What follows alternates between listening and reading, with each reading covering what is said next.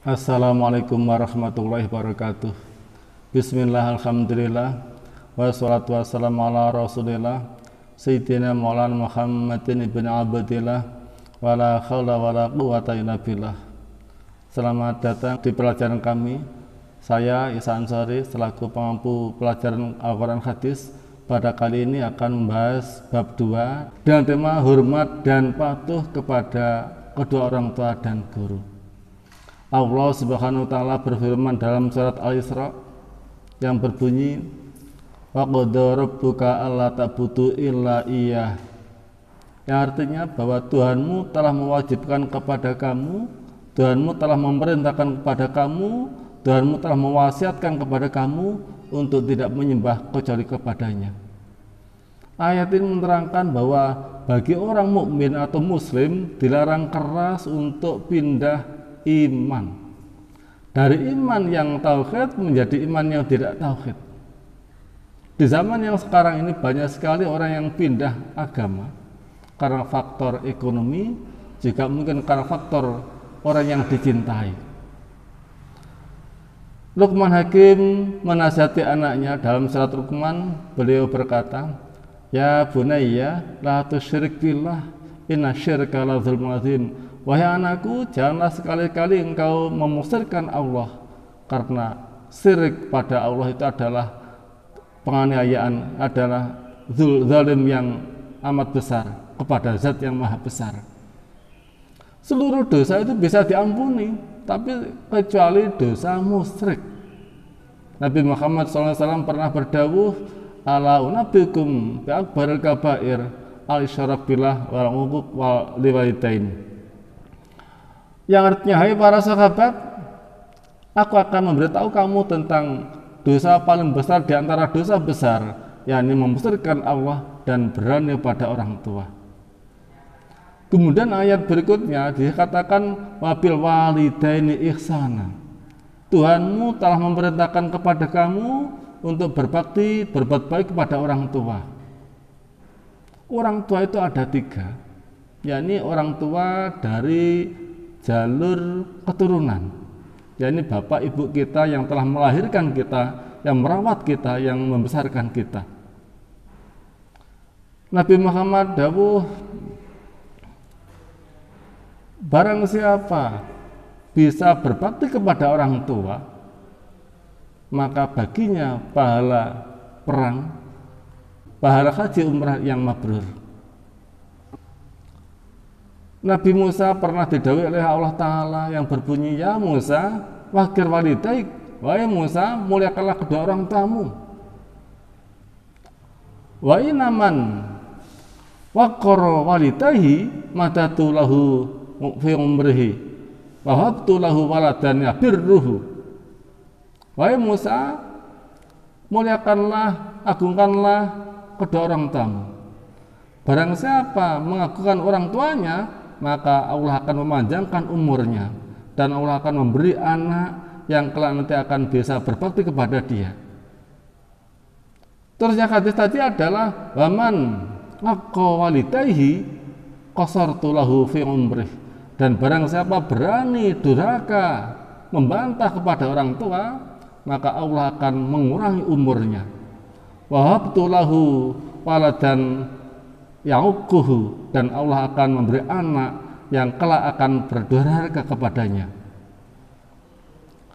Suatu saat Rasulullah didatangi oleh seorang laki-laki yang tujuannya adalah minta izin untuk berperang. Oleh Nabi Muhammad ditanya, akhayin walidak, apakah kedua orang itu masih hidup? Qala na'am. Faqala fafihma fajahid. Artinya, ya Rasul, saya minta izin mau berperang. Nabi bertanya padanya, apakah kedua orang tua masih hidup? Iya betul ya Rasul, orang tuaku masih hidup. Maka berjihadlah, berbaktilah kepada kedua orang tuamu. Ada hadis lain mengatakan bahwa barang siapa melihat orang tua dengan kasih sayang, maka Allah akan memberi pahala haji mabrur. Tadi orang tua. Banyak anak berhasil karena faktor taat kepada orang tua.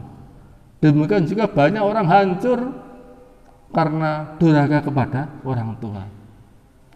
Seluruh dosa nanti siksanya akan diakhirkan di hari kiamat, kecuali dosa berani, dosa durhaka kepada orang tua.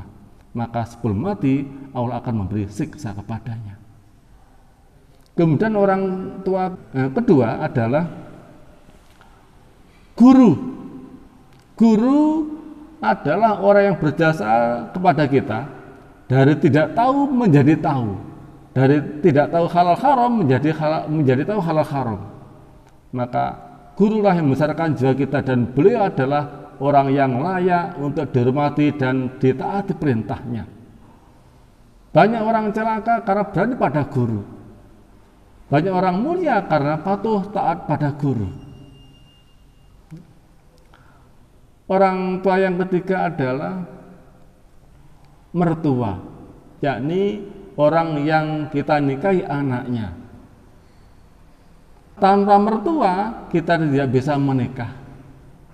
Kalau kita tidak bisa menikah, maka hasrat seksual kita tidak akan tersalur dan kita akan menjadi makhluk yang paling hina. Untuk itu orang mertua adalah termasuk orang yang layak dan wajib kita patuhi dan kita hormati serta kita muliakan.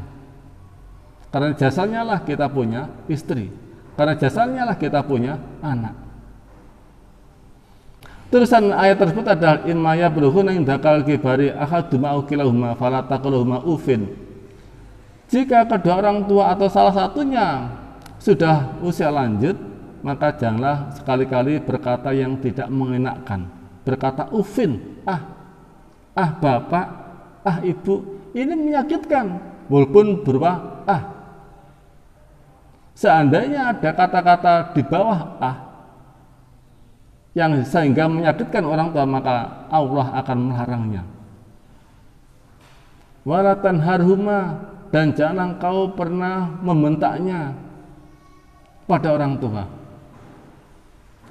Wa qul lahuma qawlan karima, dan ucapkanlah dengan ucapan yang mulia kepada orang tua. Waqfid lahuma janaka dzulli, dan rendahkan dirimu dengan penuh kasih sayang. Ingat, posisi anak terhadap orang tua adalah seperti posisi budak di hadapan majikannya. Anak janganlah sekali-kali mengeraskan suara di atas suara orang tua, kecuali kalau orang tuanya sudah berkurang pendengarannya, baru boleh meningkatkan volume suaranya. Tapi manakala orang tua masih normal pendengarannya, maka jangan sekali-kali anak memperdengarkan suaranya dengan suara yang keras. Itu tidak sopan dan tidak baik. Kemudian anak janganlah pernah malang kerik, menolak dengan tangan. Anak janganlah sekali-kali berdiri di hadapan orang tua yang sedang duduk. Itu tidak sopan dan termasuk menyakiti orang tua. Sayyidina Ali karamul wajah berdawuh, man arzana walitai faqad aqauhuma. Barang siapa menyusahkan orang tua, maka sungguh dia termasuk orang yang durhaka kepada orang tuanya. 3 orang tadi, orang tua kandung, guru, mertua, adalah orang-orang yang berjasa terhadap diri kita. Kita tidak bisa lahir tanpa orang tua. Kita tidak bisa menjadi orang besar tanpa guru. Kita tidak bisa mempunyai keturunan tanpa mertua. Maka ketiganya tadi wajib kita hormati, kita taati perintahnya. Kemudian terusnya ayat tadi adalah wa qur rabbirhamhuma kama rabbayani shaghira. Ucapkanlah, doakanlah, wahai Allah, kasih sayangilah kedua orang tuaku kama rabbayani shaghira, sebagaimana dia mendidik aku di waktu kecil. Bagaimana kita punya orang tua tapi sudah meninggal dunia, bagaimanakah cara berbakti kepadanya? Yakni selalu mintakan ampun, mintakan istighfar kepada Allah Ta'ala untuk mereka berdua. Kedua adalah selalu menyambung silaturahmi orang-orang dekat pada orang tua.